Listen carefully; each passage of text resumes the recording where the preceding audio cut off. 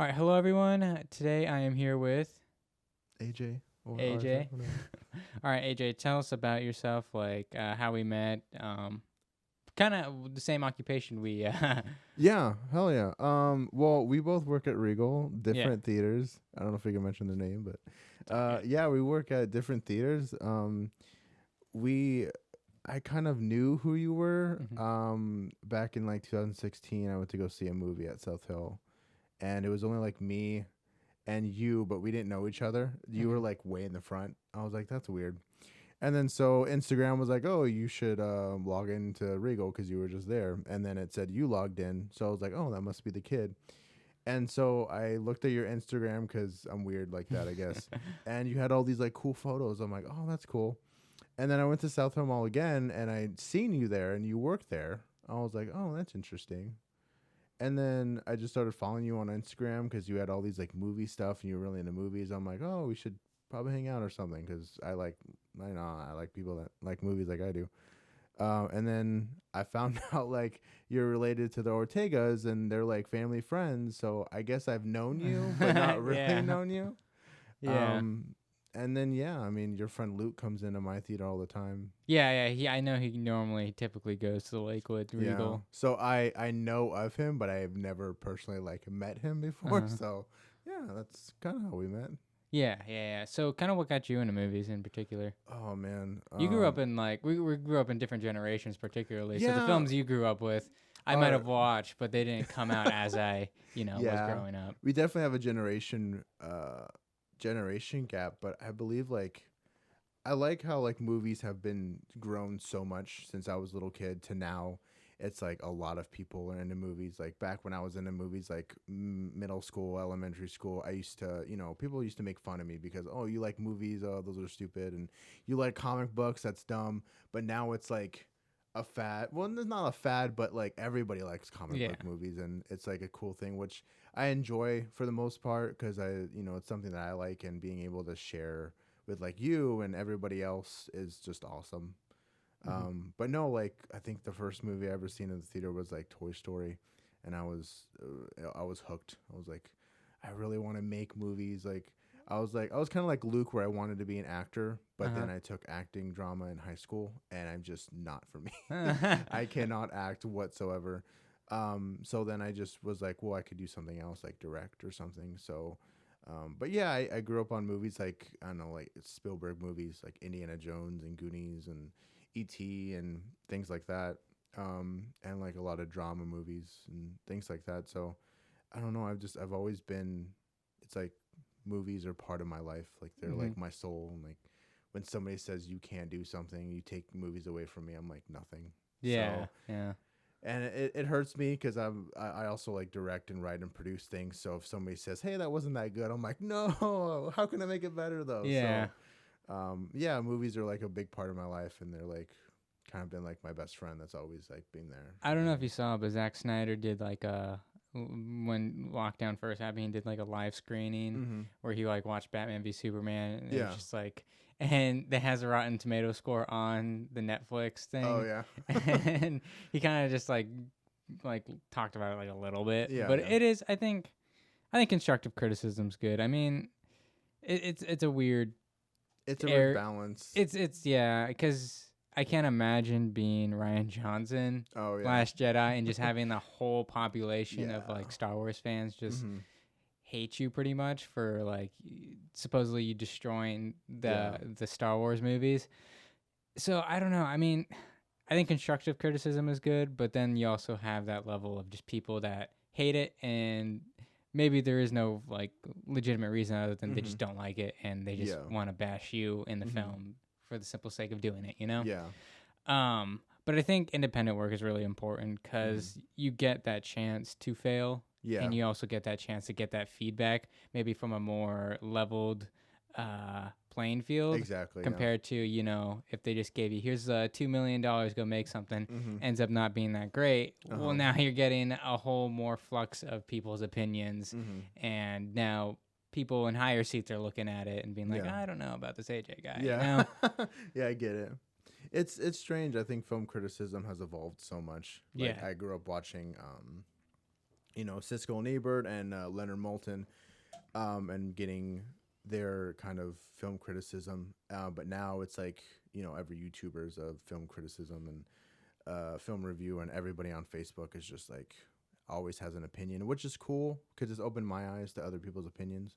Oh, there's But some real dumb people out there. yeah, I don't have a Twitter, but like I've like grazed through Twitter and uh-huh. like read people's comments about certain things. I'm like, you're just dumb. Right. Like, It's like my favorite, my biggest pet peeve, but my favorite opinion of somebody's when they review a movie is, I didn't like it because I didn't get it. I'm like, that's not a valid excuse. Like, it. I've heard for like Midsummer. Oh, It's just too weird for me, man. I mean, Which is, like, I mean, yeah, it could be a valid point. I mean, that is a more artsy film yeah. that you're either gonna like or you're not gonna like. But I guess like word it differently. Don't just say, "Oh, I don't get it." Just be like, "I didn't get it, but it still didn't hold my attention enough for me to Yeah. watch it again." So then just say, "Oh, I like didn't." Midsummer, but I thought the Yeah. movie was way too long. Oh If no, it I was, agree. I mean, typically his movies are. Yeah, They're more of like these super slow burn. If yeah.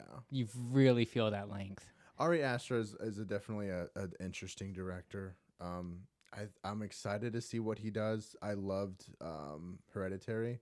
Yeah. I've seen that movie like 3 or 4 times in the theater. When that movie was at theaters, me and like a friend would wait for that. We would literally stand in the back of the auditorium for like 10 minutes just for Yeah. that scene where she gets her head knocked off. Yeah, That's the best scene in the movie. right. It's so good, and it's. I remember I attended Sundance 2018, and that year that movie was premiering there, and I didn't really know anything about it at the time. If I did, I would have tried to get a ticket for it, but it was at one of those like midnight horror screenings, and You don't the see ne- midnight showings anymore. yeah, the next day, there was a lot of buzz. Just everybody was talking about it. Oh, did you see Hereditary? And Ari Aster wasn't really big at that time, so it's just interesting because horror, I think, as a genre, goes through ups and downs. Like Definitely. I think we were in a downward slump for a while, and then Yeah. James Wan came onto the oh scene. yeah, for sure, with and he- Insidious and things like that. And Conjuring, and it Uh-huh. really brought it back up. But you still Mhm. get those dumpsters like FriendQuest, The Bye Bye Man. Yeah, What was it? The recent one, The Grudge, stuff like Yeah. that. That they just toss some money at, and they know it's gonna Yeah. make a quick buck. But yeah, how is Sundance in particular? Oh, you should tell your "Call Me by Your Name" story. Oh, so Call Me by Your Name. That Great movie. Great yeah. movie. Oh, I love. That's one of my favorite movies of that year that came out. Yeah. So so I attended Sundance 2018. It was a super like last minute trip. Me and my co-producer, we produced Patrick. Shout out to you, buddy. You're never gonna watch this. So we were like, hey, we should go to Sundance, and January is at the theater the slowest time of the year. Yeah. So I wasn't a manager at the time, so they're like, yeah, go do whatever you want. I don't care. So I took 2 weeks off, and we drove to Utah. Sundance is located in Park City, Utah. It's like a ski resort. It's about it's like a 2-week festival, but the only important part is like the first week. There's just a lot of indie filmmakers there promoting their film. A lot of screenings are there. So anyway, so we went there, and we got there a day before the film festival started. So we were like, oh, let's go see a movie. And we went to go see Call Your Name, which premiered the year before at Sundance. And I just had this like amazing experience. It was just like me and my friend. And it was like nobody else was in the theater, and we just watched this movie unfold. When the credits started rolling, did you look at each other and I slowly looked at move each into other, the I'm kiss? like, this is why I love movies, because I was in a slump that year. The year before, I just got my job at Regal, and I was just in this like depression weird thing where I didn't know really what I wanted to do with my life. So watching that movie just got me back into That movie does what filmmaking. a lot of movies have a hard time doing. Stuff like Titanic, Manchester by Yeah. the Sea, where after you're done watching, you're just left there sitting there like, you Yeah. actually feel like weird and like maybe a little bit like sad in a way Uh-huh. for those characters Yeah. or like the events you just saw in the film. Mhm. It just kind of leaves you with something as you just sit there and you just have to digest it. Mhm.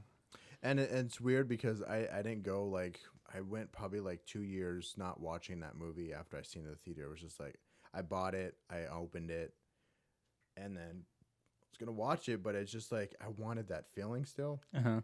of like, man, that was just like one time moment where I watched a really insanely good movie. The movie was amazing. Timothy Chalamet and I forgot what his name is. The other one. Yeah, I don't remember Yeah, either. he was in The Social Network. Uh-huh. Anyway, their performances are like phenomenal, and just the whole dynamic of the film is just that summer love feeling, and even you see like little flies in the film that just reminds me of summer, just like summer love and that summer fling you have sometimes when you're young, and that whole movie is just shot beautifully, and Yeah. it's like it's I think it's like a just a one camera setup, which may feels more intimate Hmm. and less Hollywood and lights and stuff. And Did you get peaches afterwards? that was a joke throughout Sundance. Whenever we go to the store, I was like, "Hey, do you want a peach?" But even something about that whole scene is just there's some inner beauty. It's kind of weird, and when you first watch it, you're like, "That's weird." But after you think about it, I'm like, "Okay, I can see that happening." Why But not? yeah, but I mean, good movie. I mean, I heard they're making a sequel. I So know the sequel to the book yeah, is there's a out. book. Yeah. Yeah, I saw that at Barnes and Noble. So I think they might go with the route of like the Before trilogy, like it takes place like every couple years on the same date or something. Huh. Um, That's 'Cause, odd. yeah. So Yeah, I have no idea even what the sequel is. me neither. I really just is. assume that's what they're gonna go. I mean, but we shall see. I mean, I like Timothy Chalamet. He's another actor that I think is really someone that you should look out for. I like him. I really liked him in Beautiful Boy. Yeah, that's a really Beautiful good Boy one, was yeah. really good. I haven't seen that one Netflix movie he was in. Oh, me neither. I haven't. Um, I know which one you're talking about though. he was good in Little Women though. Yeah. I liked him in Little Women. But yeah, I think someone that I still hasn't really broke out. He was Mhm. in. Lucas and I refer to him. He was like Discount Tom Hardy. Oh yeah, That he was in guy. I think. Upgrade. Yeah. Yeah, I think that guy's a really good actor. Yeah, I really liked him in Upgrade. I don't think I've seen anything else. He's also in Prometheus. Oh yeah, you're right. He's in Prometheus. Yeah, I don't know what else he's in. I know he's in Prometheus because I remember I watched Upgrade and then like Yeah.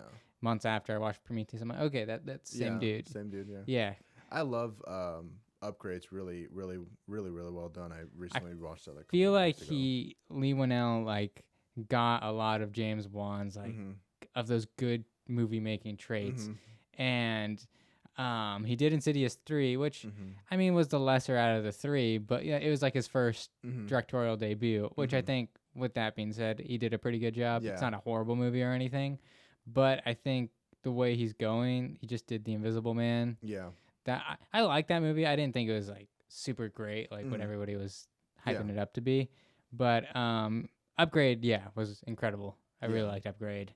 Um, so for you personally, as like an independent filmmaker, what exactly kind of is the situation right now with COVID, and how's that affected you? Because as of right now, not really any big Yeah. studios are able to do anything. I mean, it sucks. Because I mean, I wish at some point it'd be nice to just be a filmmaker. Like that's all I do. But I have other jobs that I do because I obviously have to pay rent and things like that. Yeah. But as far as like making movies right now, it's a very delicate situation because I've been on like a few sets during COVID, but everybody's very small, Yeah. and it's like a 2 to 3 person crew. We still keep 6 feet away. We wear masks, and then if the talent or the actors are on screen, they take their masks off, and as soon as we all cut, they put them back on. We're always 6 feet away. You can make a film having 6 feet away, Yeah. but it's very, very, very small. And we didn't shoot any films while we were like in quarantine. It was when we turned to phase 2 or phase 3, so it was legal.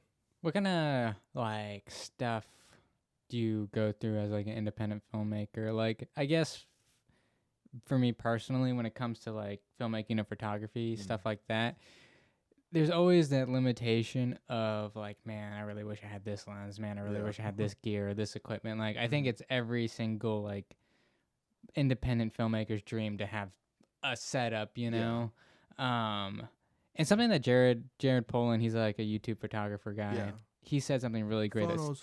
Yeah. Yeah. Yeah, he said something that really stuck out to me, and I always have to like, cause I think everyone's gonna slip into this of just like being Mhm. like, man, I can't make this film because I don't have this lens or this Yeah. camera or this gear, you know. Mhm. And it's really easy to fall into that. But something that I always stuck with me that he said was, he would show people photos of World War II Mhm. of on D-Day when the people were like getting off the boats and Mhm. stuff.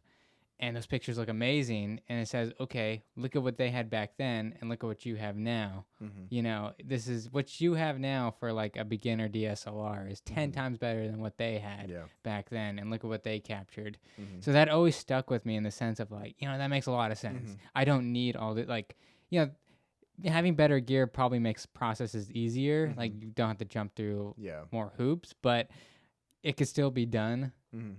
So that's always stuck out to me of just being like, and that's a good limitation too. Look at what I have and use the most out of what I can do with it, Mhm. So kind of like what's your experience with something like that? No, I mean, I watch Jared Pullen like every time I want to get a new lens. I like go to his YouTube channel and I Uh-huh. like search the lens.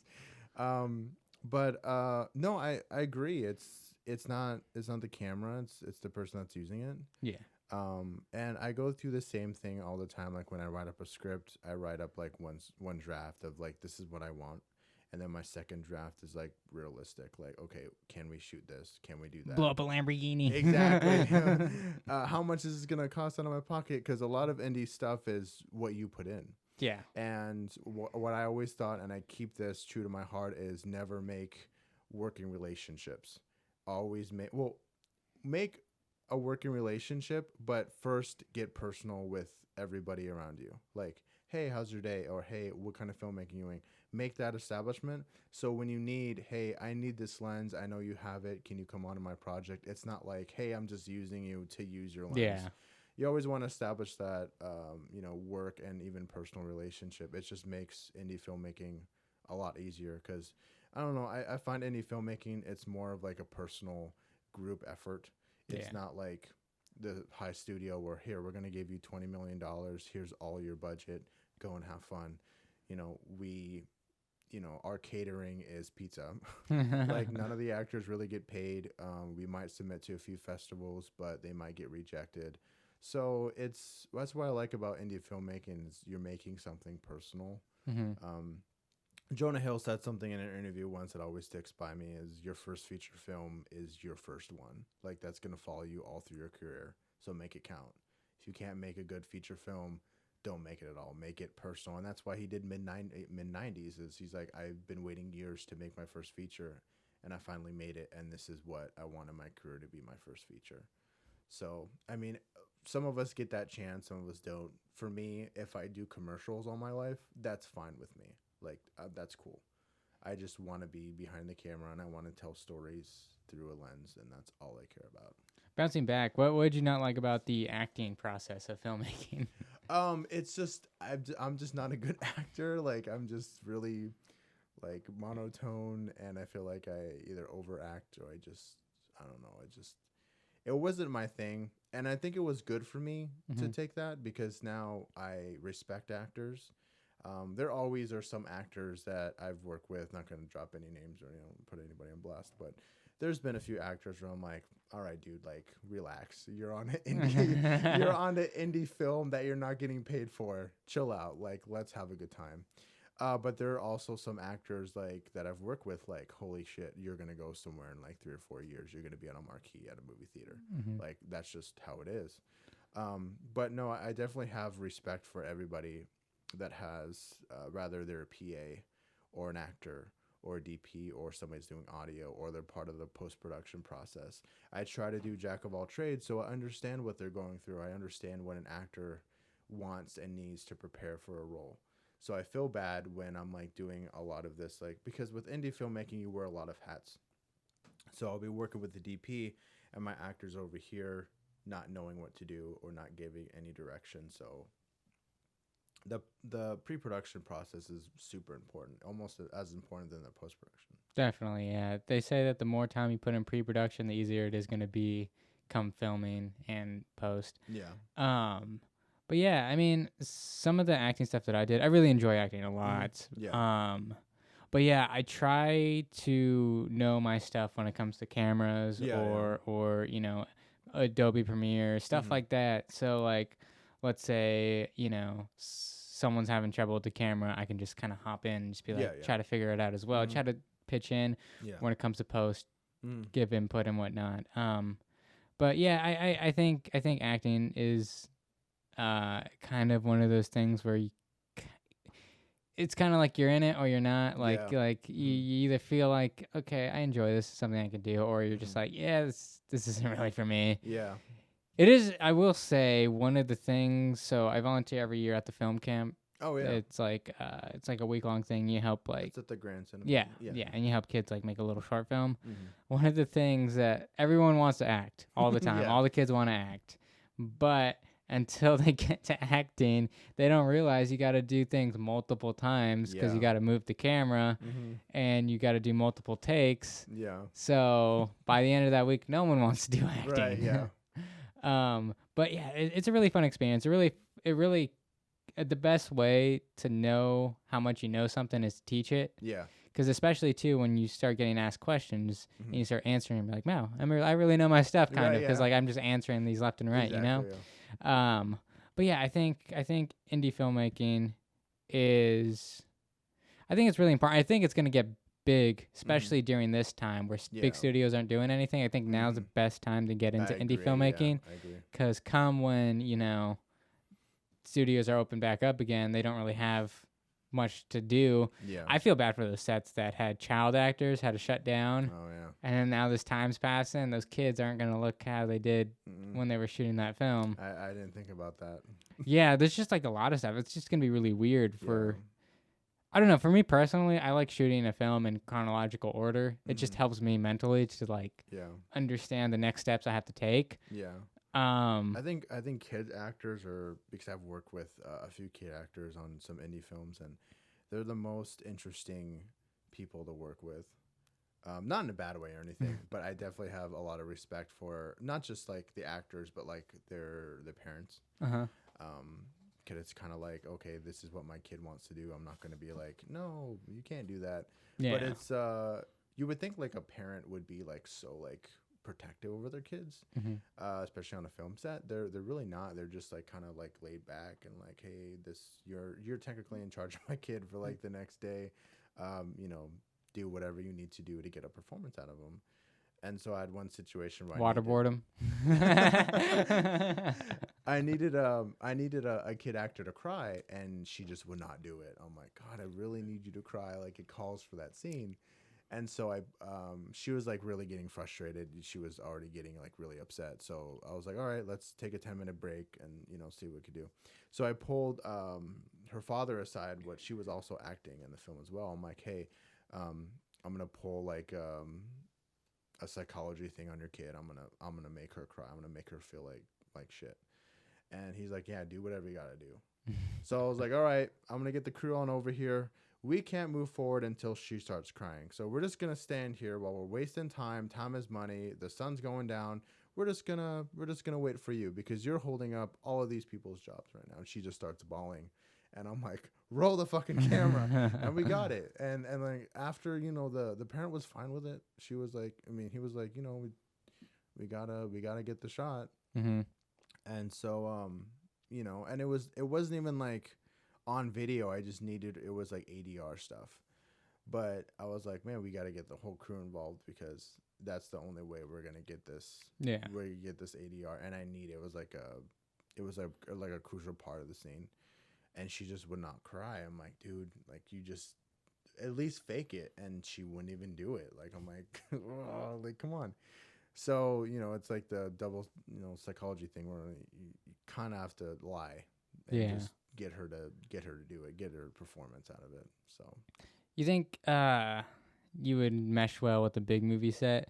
I always see like those Michael Bay sets or like behind the scenes photos from the Right. Titanic. I'm like, I told Luca, I'm like, bro, it looks like an amusement park. Like you Right. just walk around and like play in it or something, you know?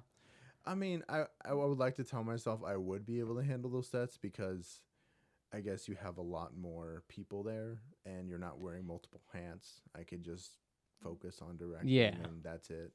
Because there you have like producers and you have line producers and you have assistant directors and script supervisors and all that stuff. But now if that was like an indie set and I was making some Michael Bay indie action movie, I would probably have like a panic attack and be like, what is going on? But I don't know, like it would be cool to be on a film set. I mean, like that and work on that as a PA or anything, or if I get my big shot, hell yeah, I'd be. Be a coffee boy. Yeah, it'd be fun. Yeah, I'll be your bitch, guys. I don't care. Just get me on the set. Michael Bay, I can massage your feet for you. It's fine. Michael Bay, I'm only 20. I know 20-year-old women. If you want them, if you want me to bring them too, I will. That's so weird. You see that Megan Fox interview? No. She talks about how like she had a problem with Michael Bay sexualizing her when she was younger. Yeah, I've seen that. Yeah. That is weird. He does seem like he's another person. He seems like an old man who like just I don't know. He's trying to be young still. Yeah. I don't know. I feel like a lot of people I talk to when the whole what's his name? The guy who's in prison now. Jeffrey Epstein? No. Oh no, he's not in prison anymore. But the guy who's in Harvey prison, Weinstein? Yeah, Harvey Weinstein. Everybody was like, "Oh, Michael Bay's next," and nothing really came out of that. I think it's just not double standard, but he makes so much money for films. Yeah, in the retrospect, Harvey Weinstein was making money for films, but it was like his own studio, yeah, it you was know. his own studio. It was all for him. I mean, that's why whenever this happens, my mind goes blank. The guy who did the first Avengers movie. The first Avengers movie. Yeah. I don't remember. He also did like Firefly. Oh, Joss Whedon. Oh yeah. He was like blacklisted from the Avengers after Age of Ultron came out, and there was like all this stuff that was coming out about him being like super hard to work with and things They like just that. came out with it. Some dude, I think the dude who played Cyborg or whatever, Yeah. came out and said he was hard to work with on Justice League. Yeah, and I don't know. I guess being in the film industry, it's hard because you feel like you have like 1,000 people looking at you. I don't remember who it is. I think it was Quentin Tarantino. He's the one who doesn't allow phones on sets. Yeah. And then Christopher Nolan doesn't allow chairs on sets because if you're sitting, then you're not working. Yeah. I think there's just certain little things that directors have that they feel helps the overall film be better. Yeah. And I can respect that. I mean, like, if you sign onto a Christopher Nolan film, you know, okay, this is going to be a lot of work. Yeah. Not going to be able to sit. Yeah. You got to mentally prepare and physically prepare, and you got to be able to put that time and energy into it. Yeah. Because you're in a fucking Christopher Nolan movie. Right, like, exactly, you don't want to be dicking around on that. And I feel like, and I agree with Christopher Nolan. I mean, I'm not like the biggest Christopher Nolan fan. I do have some anger towards him sometimes, but no, I understand. Like, if you're sitting, I mean, there's a difference between like sitting and like doing makeup for someone on their hands or something. But if you're just sitting on your phone and relaxing, that's one slack off that could cost like the whole film. Like, if you're slacking, you can miss like a light or you can miss like a camera being in focus. That just gives you more incentive to be like, okay, this film's not going to be as good as if you were like standing up doing something. But obviously actors, I'm not going to say actors need to be pampered, but sometimes they need to sit down. It's long days. It's long days of doing nothing for actors sometimes. Yeah, I've heard like a lot from like a lot of people that like a lot of times when you're like, let's say you're a supporting role or something on a film, most of the days is spent like chilling. Yeah. Like until your scene comes up, you're just kind of chilling on set that day. Which I mean, in that aspect, I mean, yeah, I could see that's fine. I mean, specifically for like Christopher Nolan films, if you're an actor, you're an actor. You're not going to be put, okay, well, you're not in the scene. Can you do like also help out with lights or something? Yeah. So I mean, I could see it in that aspect. But yeah, I can understand those standards and those practices with those kind of bigger directors. Yeah. And like some actors will just act, like that's all they do, and that's in their contract. Like, they're not allowed to touch a light because then, they have to get paid to do that. And it's just all this stuff. But when it comes to indie filmmaking and doing stuff on little to no budget, I've seen actors step into PA. I've seen actors help with DP work. But there are some actors that are just like, hey, I'm here to act. That's all I know. And I respect that. I'm like, that's cool. I'm not going to. You have a friend who like she specifically just does acting and she knows nothing about cameras or like any type of software and stuff like that. Which, I mean, if you don't know it, I mean, it's fine. You can't really. Yeah, I'm not going to expect you to know everything. Yeah. But that's just like, like me and you, we like acting. Well, you like acting. But I've taken some acting stuff, but we like to do everything, lights and cameras and editing And I like doing that. I feel like it makes me more valuable in the Yeah. future, because if somebody needs help editing, I could be like, yeah, I could edit. I know how to do, Adobe After Effects and, you know. I don't know. I've tried After Effects. Oh, I'm yeah. like, It's kind of an not my older thing. one. That's not my thing. It's kind of an older one that a lot of people aren't recognized about. But no, yeah, just being kind of the jack of all trades is just It's really good, the especially on those greatest feeling. smaller film Yeah, sets. you could wear multiple hats, and at this point of my, I guess, small career, if you want to call it that, I just like being on sets. It doesn't matter if I'm directing or PA work or doing sound. I just want to make films, man. Like that's all I want. I think the hardest job is doing the boom mic. I did that in high school, and oh my gosh, I did that I this was past weekend, and it was a long take. It was like at least 2 minutes, and by the last line, I'm like, I know, God, like, the whole arm just gets all stiff, and yeah. that's no a fun. job. I did that in high school, and I'm like, this is not for me. I'm not doing this ever again. Fuck that. Oh my I gosh. had a friend that he does sound. He's like, I'll do sound, but I'm not holding that broom mic. I'm like, why not? He's like, I've done that all my life. I'm not doing it anymore. So That man probably has hella arm muscles. Oh my yeah, gosh. he's pretty yoked now. But he's I like, wonder what I'm those gonna- guys actually look like. Those boom holders. Oh right. I mean, I've seen like the behind the scenes stuff. I've seen they just look like average Joes, but you could see like on their face like, I hate doing this job. Sucks. I hate it. Man, yeah, that'd be rough to have Yeah. that kind of job. I don't. What if that was your foot into the industry? Like, I take it. I would take it, especially if you're working with like. hey, we have this Christopher Nolan movie. They just really need a boom guy. I'm and down. I'm down. Anything. I mean, I have my different opinion about Christopher Nolan, but I would sell out for that guy. Hell yeah! To get on a film set and be around like anybody that's like knows more than I do and has been in the industry, and just being on a film set that huge. Hell yeah, I would do it. Now I do it for anything. It's just like, hey, I'm watching AJ's movie. He did boom for this, and a few shots we just see the mic go and out of frame. Oh, man, yeah. Christopher Nolan would be like, why is this boom mic in the shot? We have to redo it over again. I'm like, all right. Oh my I gosh. got Yeah. fired by Christopher Nolan, the highlight of my career. Oh, you'd be blacklisted from the industry Yeah, then. you would never be able to set foot on a film set. Ever. Oh man, blacklisted from Christopher Nolan. Yeah, a lot of things that I see though is like a lot of people who make it into the industry as like actors and stuff, Mhm. specifically actors. It's just all luck, like, which is why I wanted to go to film school, but then like, I can't imagine that feeling of people who spend 4 years in a film school, Mhm. start auditioning and stuff. Now they got like a load of debt. Mhm. They're auditioning and whatnot, and then they get passed up by the role for someone who just moved to LA, Yeah.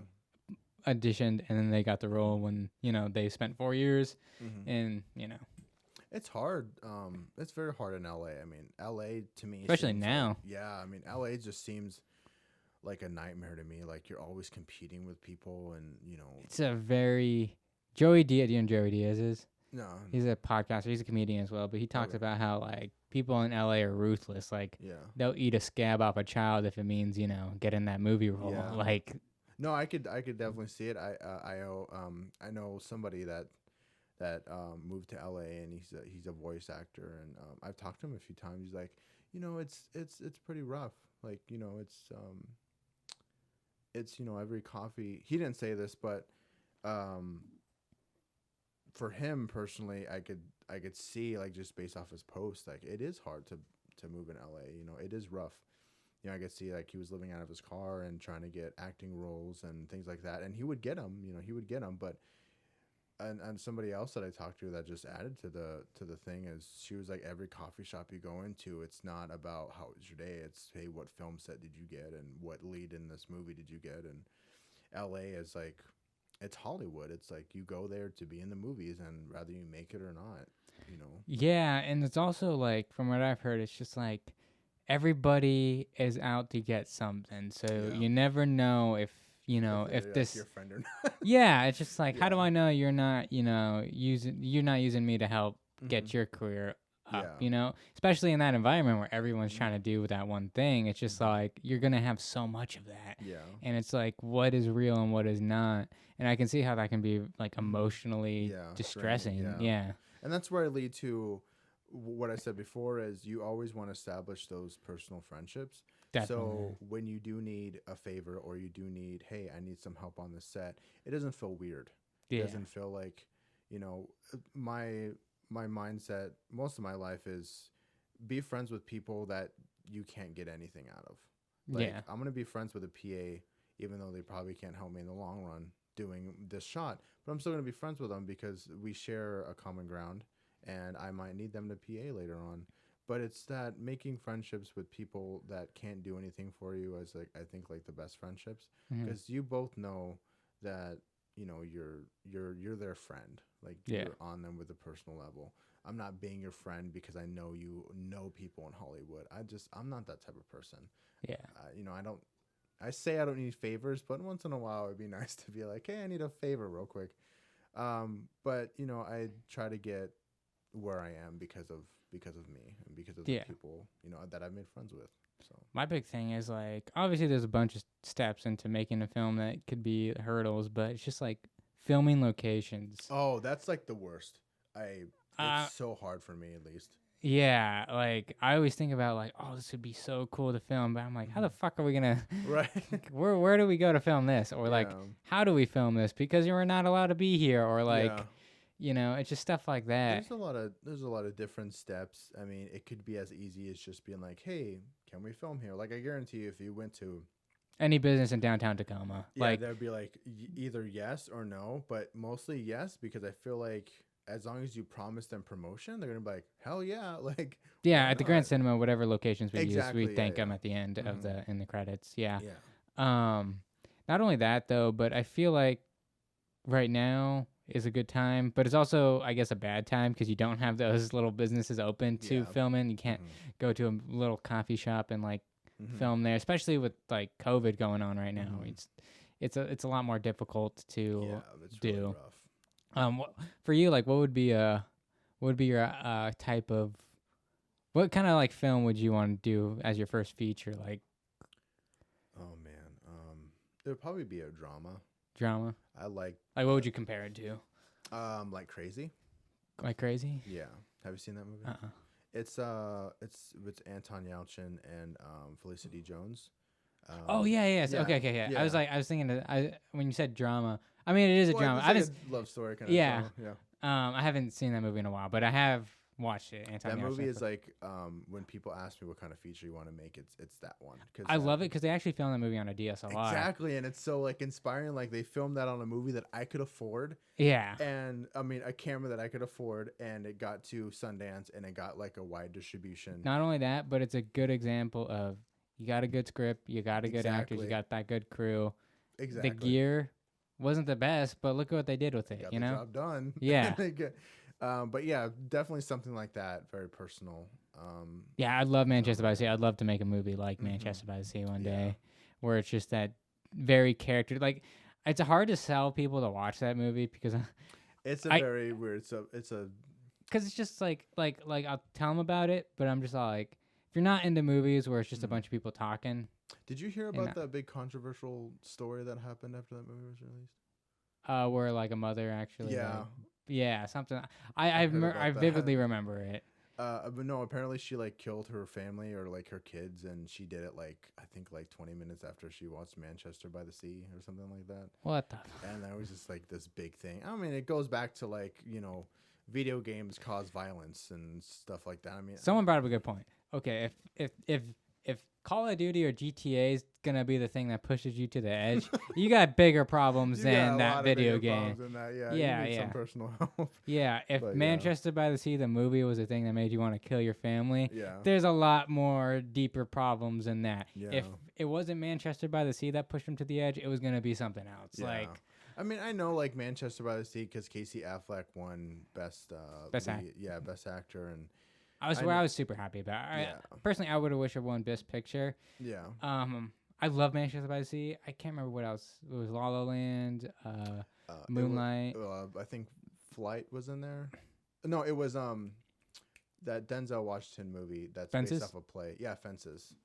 Because I fences. know when Denzel didn't win the Oscar, he was pretty upset about it. Listen, I would just be happy to be at the Oscars. You Exactly. know what I'm Like saying? just to get not. I mean, then again, it's Denzel. Like he's been doing this forever, so I could see where he would get mad. But man, dude, it's not like you don't make good movies. Like It's it's not not like like you you gotta. know you can go cry in your Lamborghini. You know, like come on. Yeah, I mean, like I get it, but like it's I mean, it's like the Spike Lee thing where he didn't win for Black Klansman, and he tried to walk out of the auditorium, and people were like stopping him, being like, "Oh no, you gotta stay here," and he was all mad that he didn't win. That's I don't know.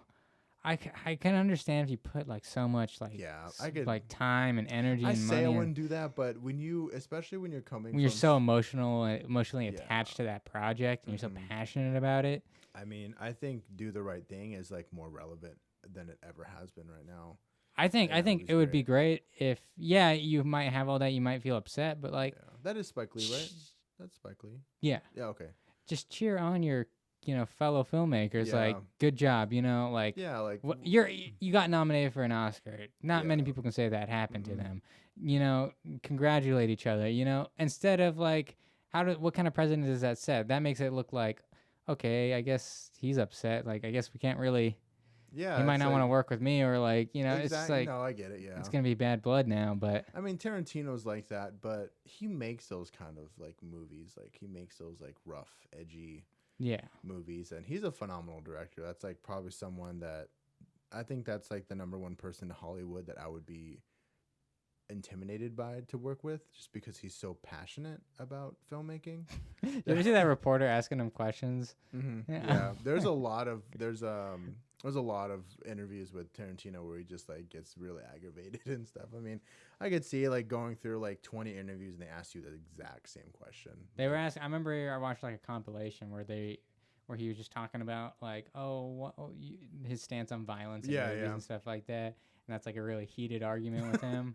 yeah, And he brought up a good point. He's like, I'm here to sell my movie, yeah. like, and you're just asking me this stuff. That's like I forgot what the actor's name was, but somebody asked him about like a sensitive question about his personal life, and he's like, "Why would you ask that?" I forgot who it was. I just watched it the other day. It was somebody that just came back to acting. Mel Gibson. I think it might have been Mel Gibson. They asked him like about like all those like voice messages he left and stuff, and he was just like, "I don't want to talk about that." I think it was while he was promoting Did Hacksaw Ridge recently. Hacksaw Ridge, yeah.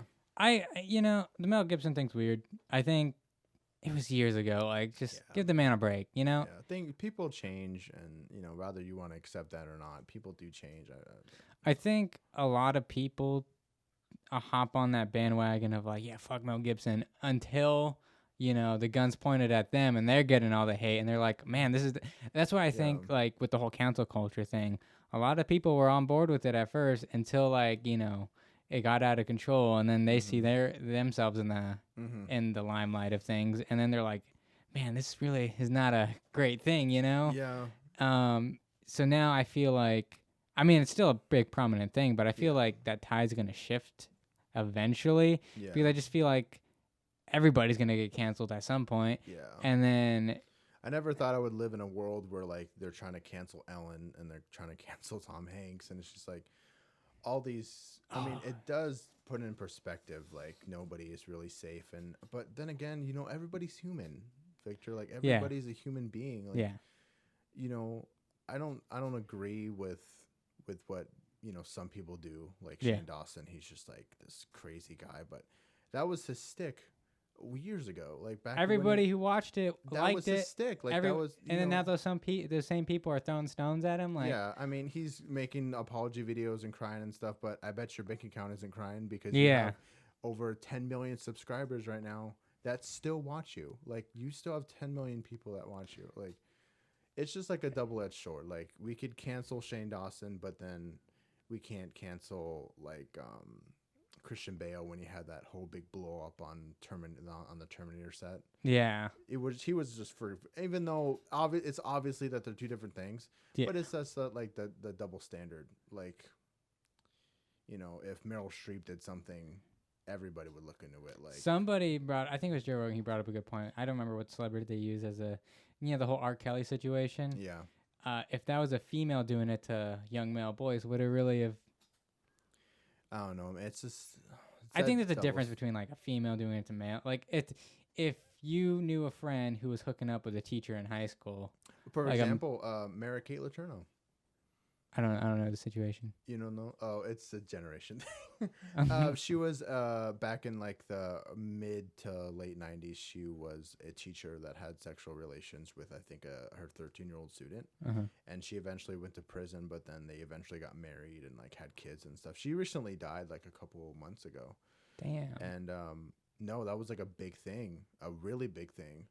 And there was a lot of arguments with that, like, oh, she was a woman, so it's not exactly that bad, but it would be twice as bad if it was a male. I mean, I agree, like, I have that same stigma. Like, I'd be more upset if it was a man sleeping with a female student. yeah, I mean, and when it's a male, like if I had a friend in high school who's also male who's sleeping with like a hot teacher, I'd be like, fuck, bro, that's awesome. Yeah. Like I wouldn't feel if I had a female friend who was like sleeping with one of the male teachers, it'd be like, what the fuck is wrong with that guy? Like. Well, I mean, it's like, it's hard because like as a woman, I mean, I'm not a woman. I'm just saying, like, in general. Yeah. I feel like if you do it, I mean, if you don't do it, you're a prude. If you do it, you're a tramp.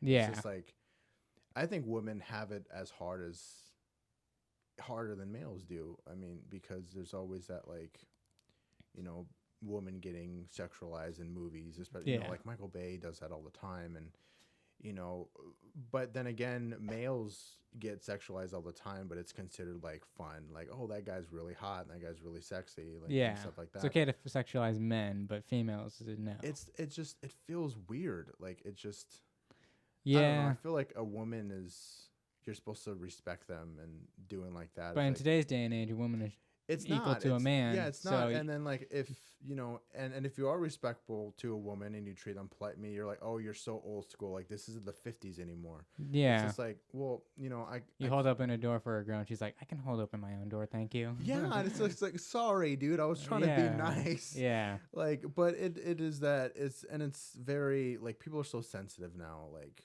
you say something that's misinterpreted. Someone brought up a good point. If you're in the stand-up comedy scene and you have that kind of humor and you're scared to present it, do it, because a lot of people are hungry for that kind of stuff right now, especially like in today's climate. But then, you have, it's a really hard thing because you can't do that and get on movie roles. Like, you can't have that kind of humor. I personally don't think, there's all that stuff that happened with Robert Downey Jr. Look at what he did. Yeah. He was the head of the Avengers. And, he literally did blackface in a movie. And, it just, Hollywood picks and chooses which ones to forgive. Yeah, I totally agree with that, because like, if you were to cancel Robert Downey Jr., he is like the main force of. He's a good example of, like, you know what, if you did or said stupid stuff in the past, you could still make it, but people change. Like, it's it's like Jimmy Kimmel, like, he owns a talk show owned by Disney, and they're like, oh, well, you did this like 10 years ago, and where you played under your same umbrella. Yeah, and you played blackface, and even Jamie Foxx was like, it's a character, that's just what he did, it's a character.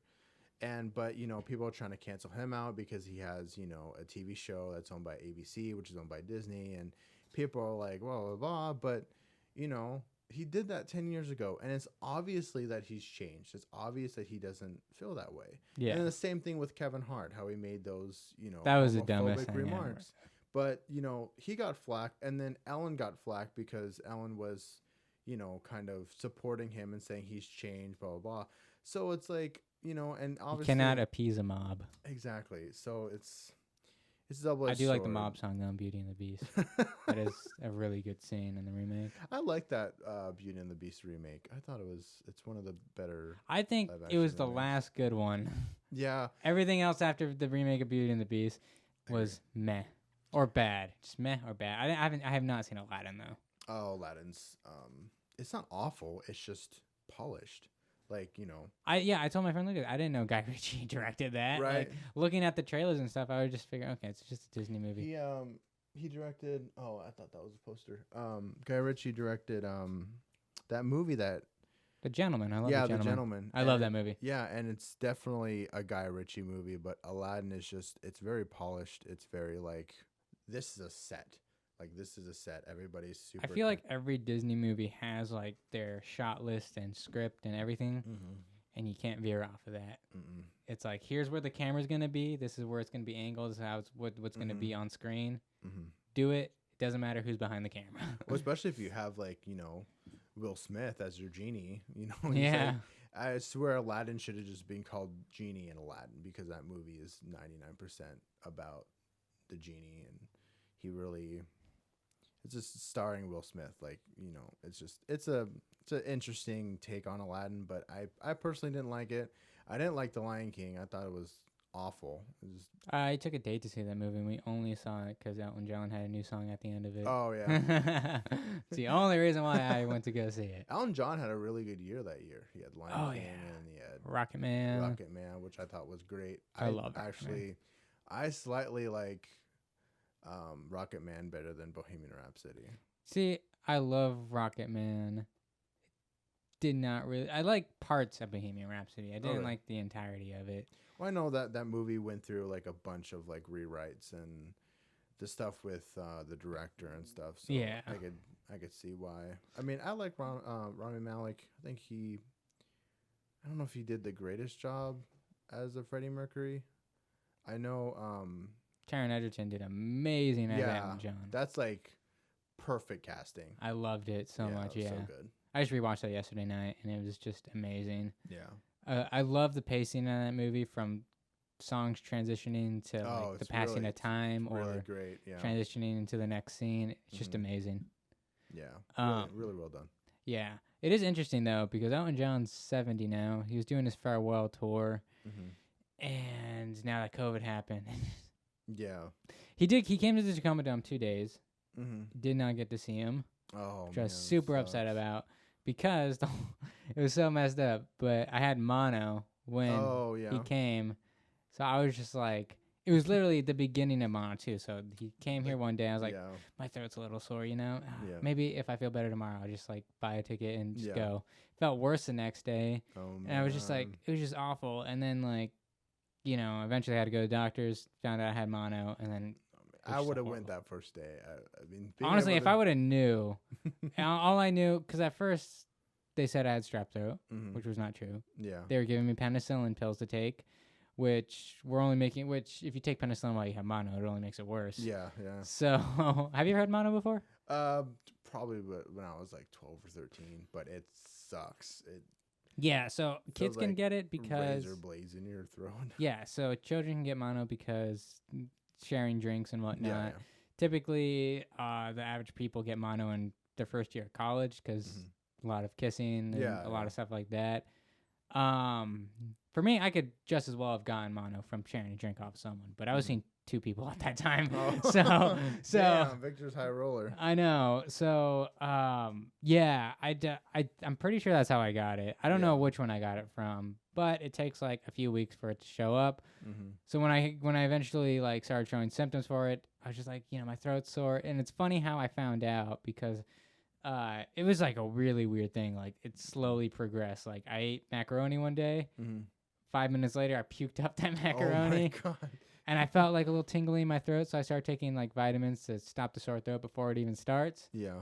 And nothing was helping. Eventually, I told my mom, and then it just kept getting worse. Made a doctor's appointment. They're like, okay, you probably have strep throat. They gave me penicillin. It was funny because I had my first scenario ever where I got a question asked to me, and I just went blank because when I was sitting there, my throat's hurting and stuff. I'm just like, oh, I want to die. Right. he straight up asked me like, okay, so we can give you penicillin through pills, or you could take for the next week, or we could just like give you a shot in the butt. Mm-hmm. I wasn't ready for that question. I was just like, I just sat there for like, I had to mentally prepare for like, because a shot in the butt's gonna be easy. I'm not gonna have to take any pills, and I mean, I don't have a problem with taking pills, but it's just gonna be way more quicker, just done, you know. Yeah. But then I'm like, fuck, I didn't mentally prepare to come in here to take shots, you know. Yeah. So Like he's when like, you're so sick, you just can't think. yeah. So he's like, you Yeah. know what? We'll just get you on the pills. I'm like, sounds good, you know. It sounds 5 days go by. I'm just getting worse. I come Mhm. back, and he was asking me if I had been active, but I didn't know what active meant in the sense of like, what do you mean active? Like 2 weeks ago? Like last week? Like It's always that awkward question that you get. yeah, and well, he didn't necessarily ask if I was active. He asked if I had a girlfriend, which was no. Oh yeah. No. So I said no to those questions, which I should have just been like, no, but I have like seen 2 people within Yeah. this last month. But eventually like they gave me the shot of penicillin, and then I don't have a problem with getting blood drawn and taking shots or anything. Mhm. But so they were like, okay, we need you to sit here for like 10, 12 minutes. Just in case you have a bad reaction, we need someone to look at you. That was worse than getting the shot, because now I'm like, well, what the hell's gonna happen if a bad reaction happens? Right. You know? Yeah. But yeah, so I got my blood work done, and then like the next day I got a call like, oh, you got monomuculosis, and I was just like, well, fuck. Right. Yeah.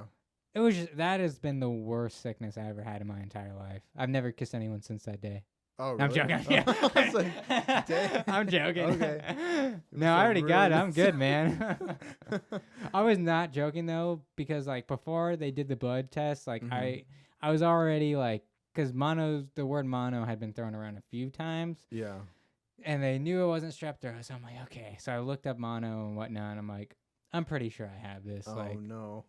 so then the phone call was a confirmation, but I was just like scared about the blood work, because I'm like, if I got mono, I'm gonna be pissed if there's something else that pops up in that blood test, you know? Right, yeah. I was legit sweating, and yeah, nothing else. Oh, that's good. Incredibly happy about that, but it definitely was this like wake up call of like, Maybe I should. maybe don't live that Charlie Sheen lifestyle, you know? Yeah, that's You go down the Charlie Sheen Yeah. route, you get AIDS, and you have to go to Mexico for a cure. yeah, just that's not the road Victor wants to go. Hell no. No way. You can't live that way anymore in today's day and age. No. It's Can't- just like you can't do that, and like it's just I don't know. I was young once, so you know That's the thing. I want to have fun, but also at the same time, like, you got to do it in like a clean and respectable kind of way. yeah. But also it's just like, yeah, I don't know. It's really weird, because I have always this debate. I'm like, you know, would I like? Do I want a serious relationship? Yeah. I mean, I Yeah. like that like personal one-on-one like compatibility thing. Mhm. But it's also like there's another part of me that's just like, I'm 20, like come on, like Yeah, you're I very. just want to young have still, fun yeah, and yeah. like settle down later. But you know, that's that big debate. But I was telling a friend about this. I'm like, there was always that time in Hollywood where there was that bad boy, that Charlie Sheen at his peak, the James Dean, you know, that type of like bad boy in Hollywood. You don't see that anymore. Yeah, you don't. I mean, the only thing that the last thing I could think of is have you seen that movie Molly's Game?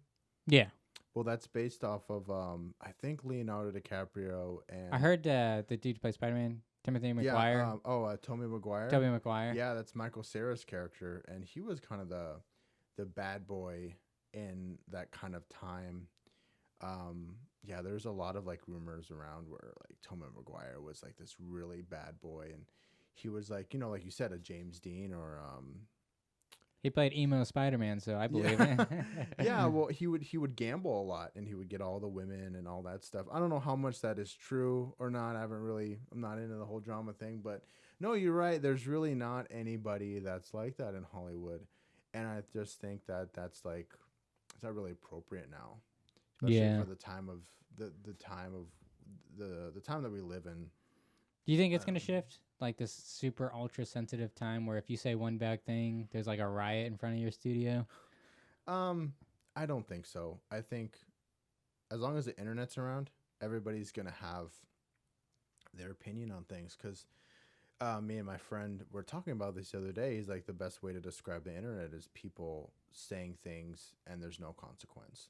Like, if somebody's like, fuck you on the internet because of this happened, they would never say that to that person's face in person. No. They know that they would get punched or it would be this whole violent thing.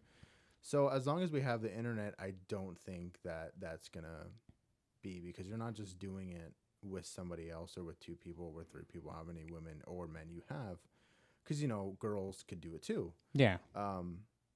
So it's no longer just that personal 3-4 people thing. It's like, hey, you do something wrong, I'm gonna fuck you up and I'm gonna tell everybody that you're And I'm gonna have everyone who is on my bandwagon, so yeah.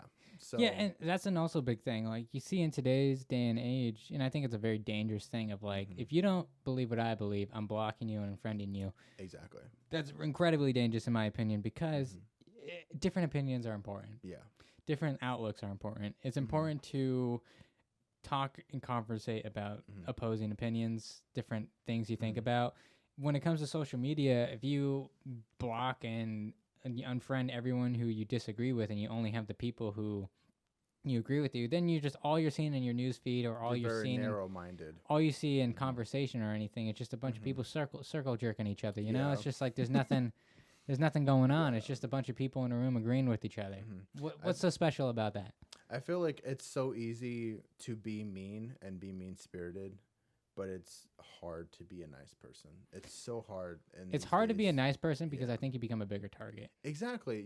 People look for anything you've done to dehumanize you in a way and make that your poster aspect of your personality. Rather, they want to make up shit or they take things out of context. I mean, but I'm all about like owning your shit.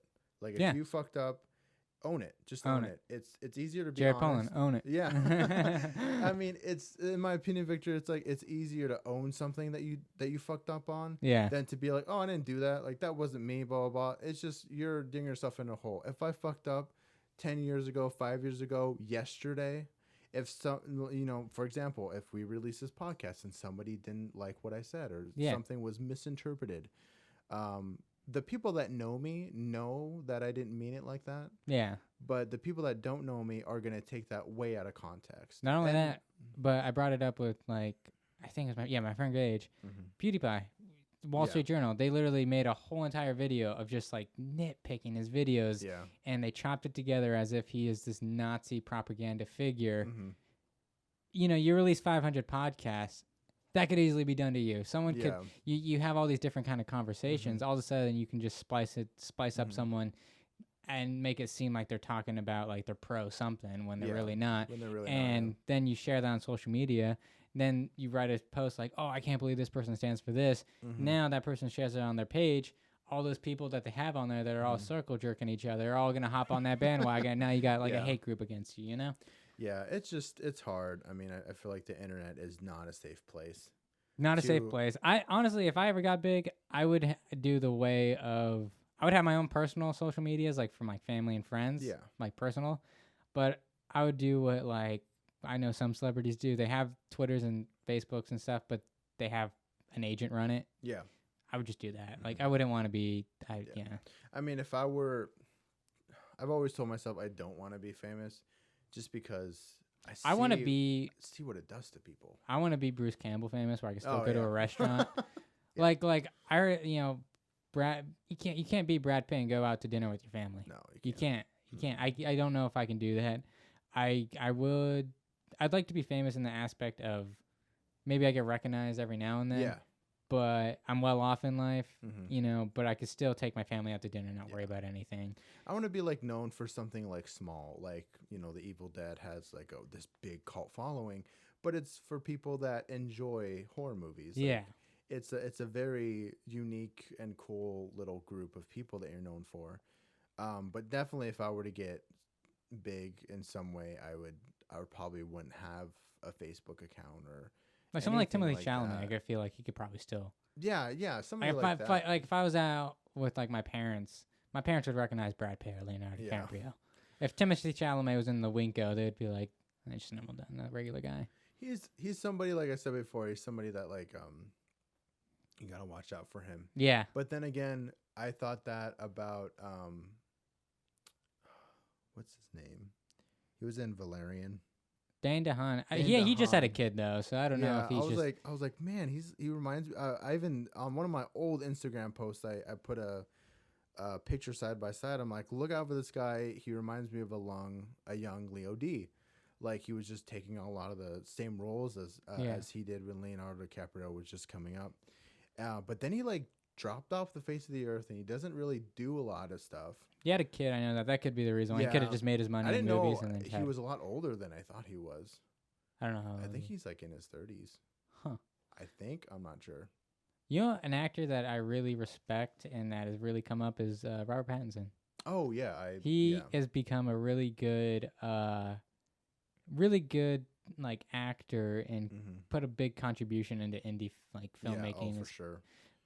With especially with those artsy films too. I think he's done tremendous work with that, and he was someone I'd probably overlook like years ago, but now like when I see him in something, I'm like, I like him. I want to go see what he's in. You know? I want to see what he's doing. You know. I think with especially with like Good Time and Lighthouse and even Water for Elephants. I love Water for Elephants. Yeah. Isn't really that bad. I love Water for Elephants. I mean, I know I've read criticisms of it and I could understand them, but like for me personally, I loved it. Yeah, I thought it's a really good movie, and you know it's with I could kind of say the same thing with Kristen Stewart because she does a lot of good stuff, but I think that's just I haven't really seen a lot of stuff she's done. I don't know if it's just lesser known stuff. It is, you know, she has a film on the Criterion Collection called Personal Shopper that's really good. It's like a psychological thriller. But you know, back to Robert Pattinson, I think he's done a lot of great stuff. I know he's getting casted as the Batman, which I'm like, oh, he just got those images with Tom Holland. I don't know what the movie was.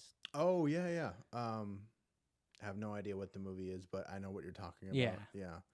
But no, I'm definitely excited to see what Robert Pattinson does in his career. Definitely. He still is. He took the really good route because I don't remember what role did he was it Guardians of the Galaxy or something where I could be wrong, but he was getting offered some big movie role, but he turned it down to do this like more indie stuff. I think indie work as an actor really helps because like with like stuff like Avengers and whatnot, it's I don't know. I mean, watching that stuff, I mean, there's a lot of talent put into it, but I feel like something like Avengers, acting in Avengers, there's a lot less like emotional weight and stress on you as an actor compared to something like if you're in Manchester by the Sea playing Casey Affleck's character. Like you have to like mentally be in that character's mindset and be there compared to like Endgame where I feel like I could be wrong, you know, where you could just walk on set, you know, and just pretend per se, act that characters out. You don't necessarily There's have to. There's very like lines that you have to deliver and things you have to say and things where I think with, you know, like you said, an indie movie, it's very personal. It's very, you're actually doing that character. But, you know, the Joker acting is different from you know, acting as Captain America. I almost feel like Joker is like Napoleon Dynamite, where it's like the biggest indie movie ever.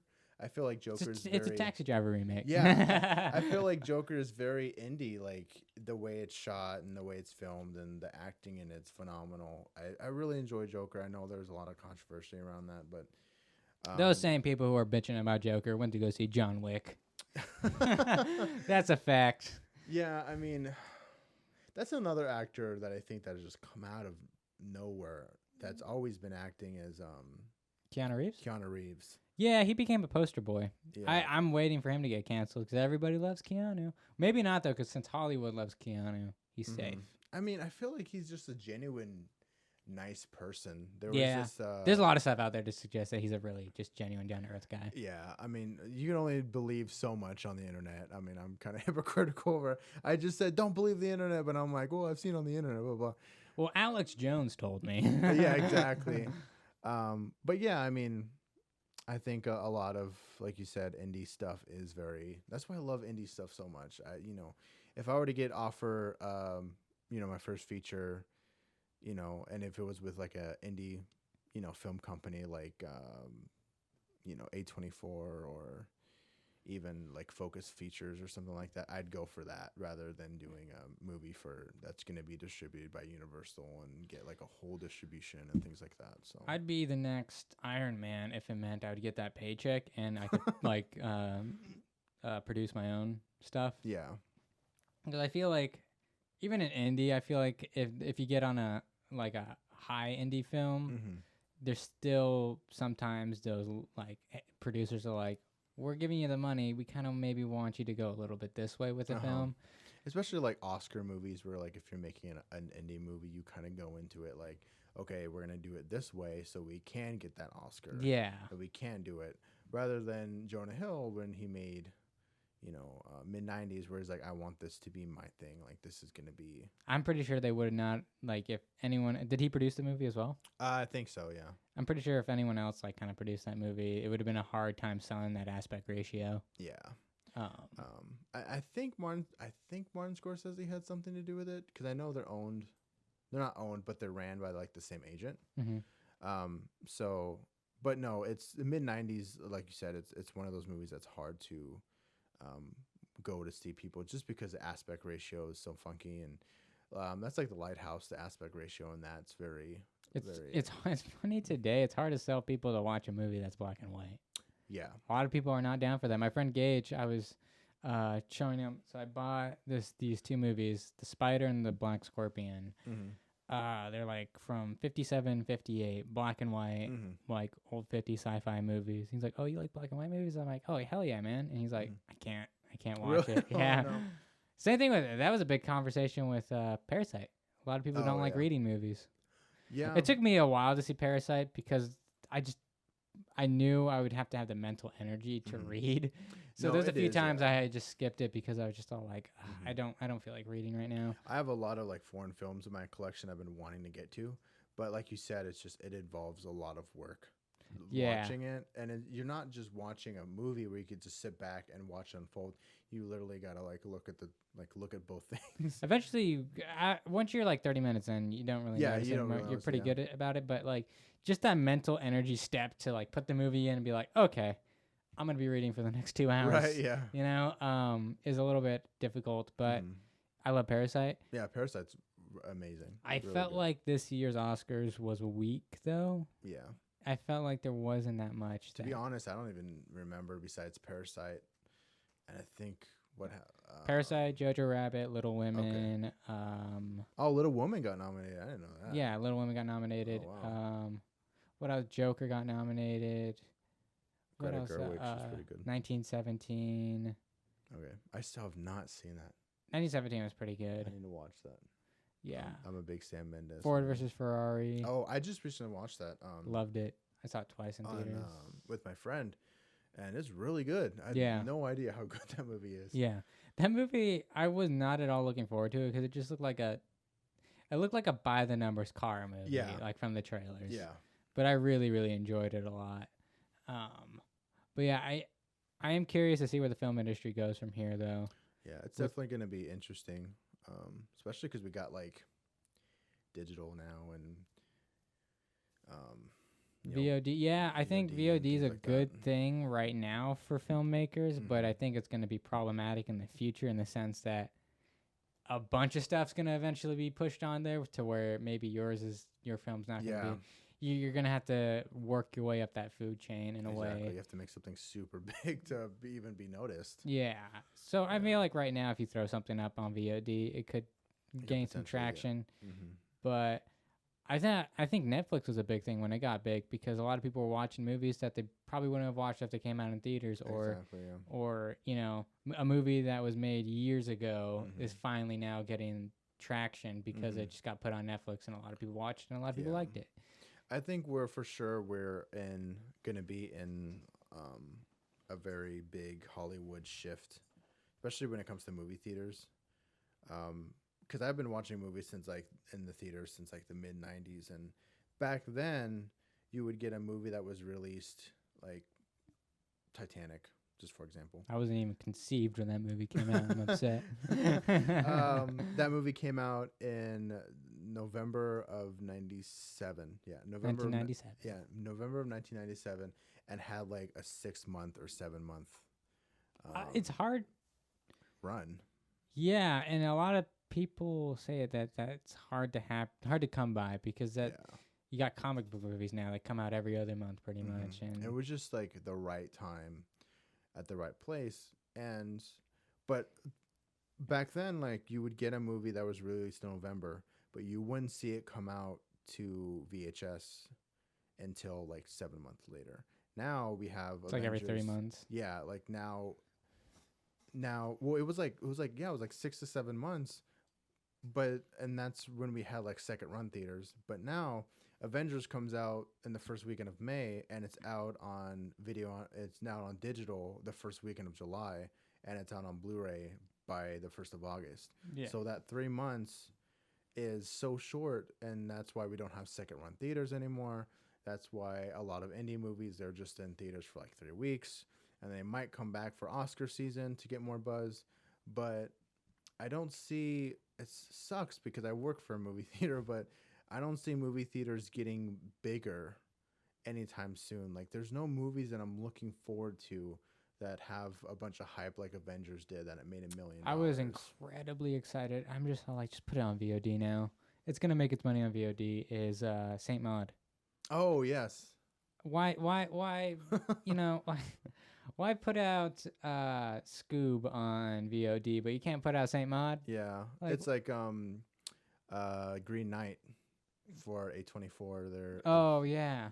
They've been pushing that movie back because they want it to get a theatrical release. I'm like, dude, that movie's not gonna make a lot of money. Just put it on VOD and let everybody watch it. I'll pay $20 to see Saint Maud. I would, yeah. I'd pay too. $20 to see Antlers as well. Like a lot of it's funny. A lot of the movies that I really look forward to are those lower, like the smaller Yeah, horror the smaller films. Yeah. Looking forward to The Lodge. You know, it's just like those smaller films. I was really looking forward to Emma. I didn't get a chance to see it in theaters. I bought it, but I haven't watched it yet. Yeah. But yeah, it's like those smaller movies that Mhm. aren't gonna be like big audience Mhm. grabbers, you know, that are my most anticipated films. Mhm. But yeah, I don't know. I feel like if there's gonna be any point in history where we see the downfall of movie theaters to a significant extent, it's gonna be now. Yeah. Because when theaters open back up, there's not gonna be as many people in them because Mhm. just the capacity limit, and you get people away from theaters for long enough to where they get used to VOD. Like, what's the Mhm. point of going to a movie theater now? Yeah, I mean, the perfect example, now that you mention it, is Trolls 2. That movie wouldn't have made really a lot of money if it was released in theaters. Yeah. And it was like the first movie that Universal kind of wanted to experiment with. Let's release it on VOD for $20 and see if we can make our money back. Yeah. Very highly successful movie. And that kind of opened other studios to be like, why don't we do that? And the same thing with that Tom Hanks airplane movie. They sold it to Apple TV for, I think, like $20 million. And it still made its budget back and a little bit more. So with that, it's kind of like, well, what's the point of having it in a theater now? I know, like, big movies like Avengers and Wonder Woman coming out, that's not going to happen. But with smaller independent movie theaters, you just have to work with indie movies. You just have to work out the little contracts, you know, with actors. Because the worst thing for an actor is, hey, we're going to pay you to see this movie, but it's going to go out on streaming, because that means they can't make any money from the box office. They're getting like a solid paycheck there. So, you have to work out some contract issues, but I don't see theaters being as big as they are right now 10, 15 years later on. Unless something huge happens, I just don't see it. Like, It's interesting because back World War II happened, theaters were still open, yeah.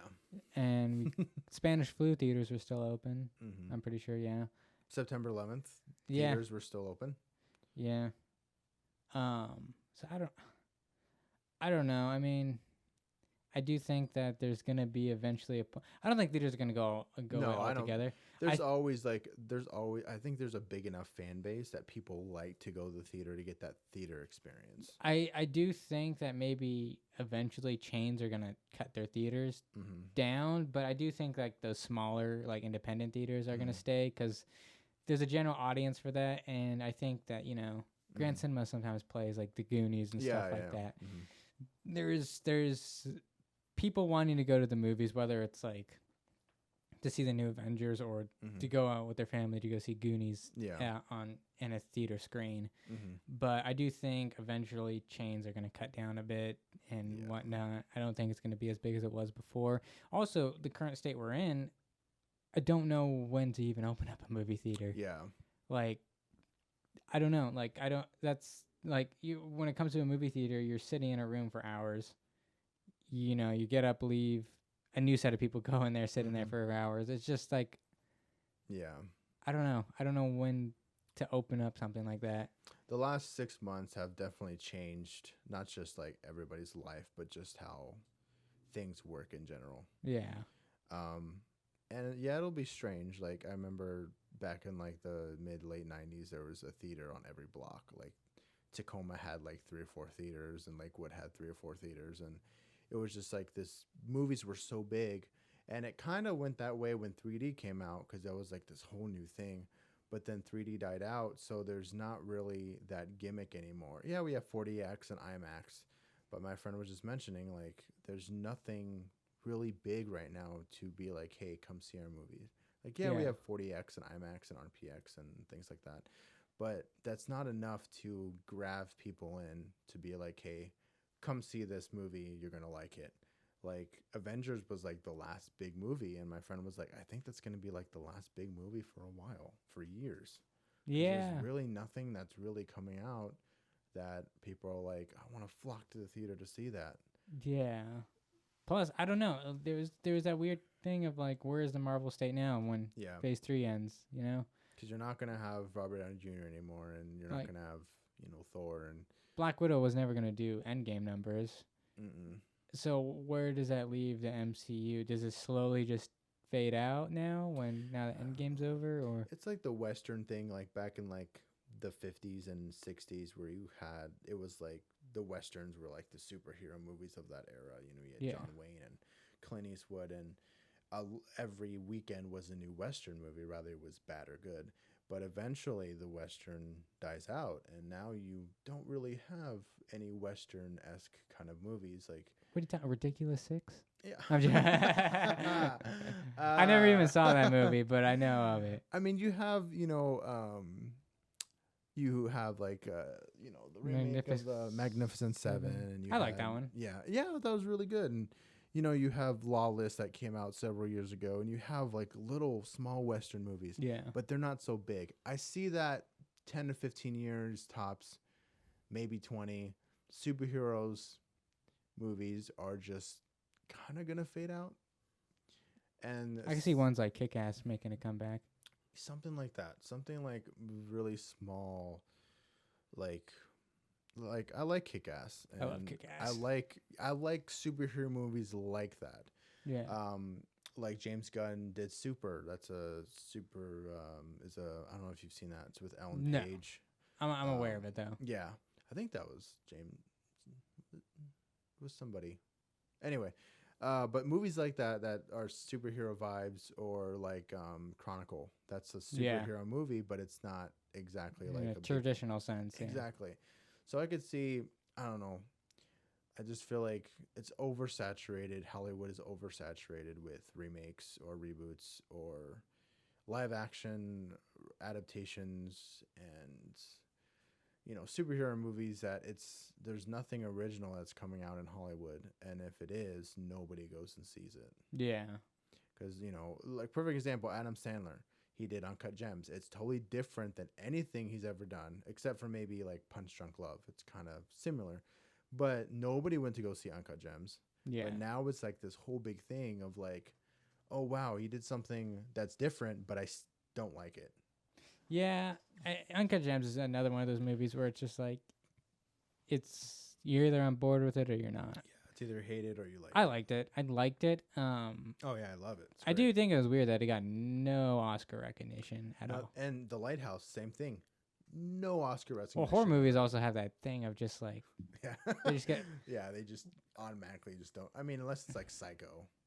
Yeah, or in what was it, Aliens? Aliens got nominated. Aliens nominated for a few things. Yeah, but yeah, horror movies just get swept under the rug, no matter how great the Sucks. performance is or how great the film is. I love it's a crime that Lighthouse didn't get anything for cinematography because that movie looks amazing. Even if you take out everything and just watch that movie with the sound off, it looks phenomenal. Yeah, So, I agree. Yeah, I don't know. Lighthouse, no one saw that either. I like the Lighthouse. I don't know if I'd watch it again though. Yeah, it's definitely one of those movies that it's like, at least for me, like Titanic is like kind of similar to Lighthouse. I could only watch it like one time a year, and it's so just I'd watch it all the emotionally time. draining. That I watch it like I watch Titanic at least one time or twice during the year, and then I'm kind of done until the next year when I want to watch it again. It's that type of movie that just it gets under your skin. Yeah, Even though Titanic is totally different, but yeah. it's that I have a really big emotional like holding on to Titanic. It's just I like that movie so much. It's just really good. I remember when it came out, I watched it in the theater, and it was like I do not remember when it came out because I wasn't even born. it was that first movie. It was like kind of like my Batman '89 or People's Endgame or Spider-Man from 2001. It was like big movie that everybody watched. Like you could go to a grocery store and 9 times out of 10 somebody in the line had seen Titanic at that point or was buying it on VHS. There's a reason why you go to a Goodwill and there's 30 copies of Titanic on VHS. Yeah. It was just a really big movie, and it changed what a movie blockbuster was. Like that movie was in theaters for 6 months. I don't think a movie like that could be made today because I don't think No. sinking like 200 million into a sinking Mhm. boat movie would. Yeah. It's not a good. Like I don't think that pitch would go well. Yeah, I mean, they did try to do it with Poseidon back in like 2006 or 7, and that movie was kind of a flop. Yeah. But yeah, it was a one-hit wonder. Well, not a one-hit wonder, but it was like a one spark kind of movie where it came out at a certain time, and you had actors that were not very well known, but now they're like one of the two biggest. Revolutionary Road. Yeah, that movie's great. I love Yeah. that movie. It's so good. That's different Leo and different Kate. Yeah, in that little movie. Leo, little Rose in that different. movie, But no, Titanic is one of those movies that it's a crime that it's no longer the number one movie ever made. I mean, dude, you know what, something that made me so upset is when all these movie theaters are reopening, they're playing like Empire Strikes Back and stuff Yeah. like that, Endgame, and I'm like, where the fuck is Titanic? exactly right. That's like it's a movie that like that everybody has seen. It's like, Yelm Cinemas was playing older films for a little bit, for a Mhm. few weeks, and then they stopped once, I don't know if we went back to phase 1, Yeah. but things got worse, so they closed again. But they were just playing older films, and if they play Titanic, like they were playing, like they had a set of movies for a week, and then they changed it. Mm-hmm. They play Titanic. I was telling my mom, I was just like, I'm just gonna go there every day and see it like once a day.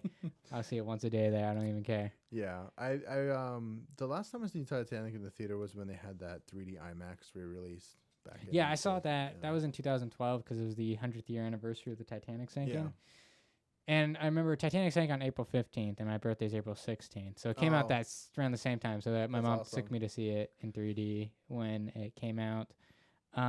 But also I saw it again at the Galaxy Theater because I don't know what they Oh, did yeah, yeah. exactly, Mhm. but they played it there, and I Yeah. drove all the way over there and saw it over there. Yeah, it's a great movie. It's yeah, man. I only wish you were alive when that movie came out because it was so big. No idea, Victor. It was like so big. You know what was like, even bigger? Being on the Titanic when No, I sang. there you go. I always say if I can go back at any time in history, I'd go there or Chernobyl. I think those two events, witnessing them, Yeah, would be incredible. or just being alive when it happened. Yeah, I have Awesome. I have them packed now, but I got these they're replicas of newspapers that were produced when the Titanic sank Oh, in wow, that's 1912. cool. It's really cool, yeah. Oh wow. And like the New York Times, and you just see all these different news outlets talking about Mm-hmm. like the event of Titanic sinking one That's cool. in real time in a way. That's like it's like now my friend Patrick, he went to go take pictures of like COVID and stuff, and he was like, man, this is like the perfect time to take pictures of this because this is like something that's really stapled into our lives, and like the way we do I things really wanted to now. go take pictures and videos of the riots, but I'm Yeah. gonna get a fucking rock thrown at me or something. I don't Yeah, want I that. mean, because like people are so like, why is that photographer here? Does he really want to make? Does he really care about what's going on, or does he want to make a few bucks off of these? Yeah, I don't want photos? someone to grab my $2,000 camera and just slam it on the Exactly. floor. Like, no thanks. Sorry, I don't want to go to jail for beating somebody up because they took my camera away. But no, it's crazy how life has changed over the past 6 months. Like just interactions with people and how people are sensitive, and I understand why people are sensitive. Like, I get it. I was telling my friend, I'm gonna save up come November, and I'm just gonna take a vacation out of the country for like a month, so I'm not here when that shit happens. Go to Canada. I swear, I've been in Canada twice, and it's 99 like 180 different from America. It's like everybody's nice, and there's no political bullshit on every fucking corner. It's like, yeah, they're expensive, and but everybody's just so nice and cordial, and even the driving is better there. I don't care which side you're on. I think regardless of who wins in this next election, something big's gonna happen. I think Yeah. with the riots going on, if Trump wins, something big's gonna happen there. Joe Biden becomes president, something big's gonna happen there. There's just this pressure that's building up to this election, and it's just gonna break. And I'm not going to be there for that. I'm going to be in England, chilling. I think this coronavirus, and especially the Black Lives Matter movement, is like a entree for what's really going to happen within the rest of this year. I mean, yeah, it's scary. It's yeah, really honestly scary. I was talking to my friend Gage. His podcast is going to be released. Well, the podcast I did with him is going to be released today at noon. Oh, yeah. Well, it's already released now, but I was telling him, I think him and I both think come this election, COVID's going to end after the election. If Trump wins, then it's not. But if Biden wins, then we're going to have a vaccine or something. Because I don't know. There's something weird about how politicized COVID is. It's a political statement if you don't wear a mask. It's a political statement if you think it came from a lab, or if you think it came from a bat. Everything's now like, you believe that means you're all for this, and it's just this game of identity politics. You believe COVID came from a lab, well, guess then now you're a Trump supporter, and now it's just this toxic environment, and that's why I would just tell my friend, like, I'm just gonna like save up come November and then leave the country and just. I've never left the country before, so I think that'd be a good opportunity for me. Bring all my camera gear, take pictures and whatnot, and just hang out, because I don't know. I think it would be a good way to just decompress from all the social media stuff and everything that's going on around us, and just take a good breather and just come back when the dust is kind of settled in a way. Yeah, it's crazy. Like you said earlier, if somebody doesn't agree with you, you're horrible. But if somebody does agree with you, then it's almost you're horrible as well. It's like, yeah, because if you say one thing, if you say you're pro-Trump, there's a whole group of people who love you. Then there's a whole group of people that hate you. You say you're pro-Bernie, those people who hate you now love you, and those people who loved you now hate you. It's just there's no appeasing the mob in a way. It's just you can't just have a civil conversation with someone that doesn't exist anymore. That doesn't exist. Even though like I try to be like a nice guy, but it's just like at some point you're just like, you know what, you're an idiot because you don't respect my opinion, but you expect me to respect yours. Yeah, it's like, okay, like, well, whatever. You respect mine because your opinion's wrong. So it's just it's just like, I don't know. And it's over like the dumbest stuff. Like, I was in the grocery store the other day, and I'm all for like the Black Lives Matter. Like, don't get me wrong, I completely 100% support that. That racism is like the most awful thing to ever come in our country. But with that said, I was in line the other day, and somebody behind me, they were 6 feet apart, and then the person behind them was a black lady, and she was not 6 feet apart. And then the lady behind me was like, hey, can you step back, 6 feet apart? She's like, you're just saying that because I'm black. I'm like, what the fuck? I'm like, I wasn't going to say anything because that's not my thing to get involved with. But the lady was like, no, I'm not racist. I'm not like that. You're just not 6 feet apart from me. And I'm trying to be safe. I'm trying to respect your boundaries as well. I don't want to get you sick. Yeah. And she's like, you're just doing that because I'm black. I'm like, you're obviously just not 6 feet apart, lady. Yeah. Like that's all.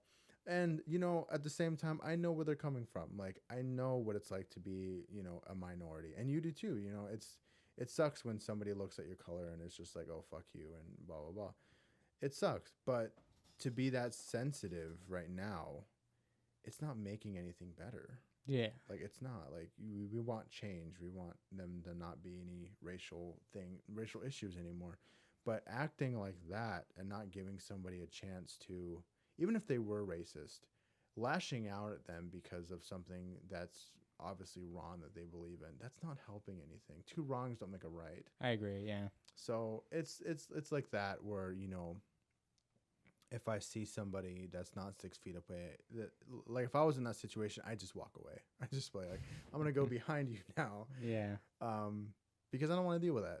I don't want to be labeled as a racist just because I asked you to step 6 feet away when it's just kind of the standard within grocery it's a stores standard and thing. Yeah. But whatever. Yeah. Well, we're at an hour and 36 minutes. We can wrap it up there. Do you have any final thoughts or? No, thanks for having me on the podcast. Do you want to promote anything that you do or? I have a YouTube channel. You see my Pornhub account is. I have a YouTube channel. It's As Told by Gonzo. I do some reviews there. Arthur Gonzales Photography. Check me out on Facebook and Instagram.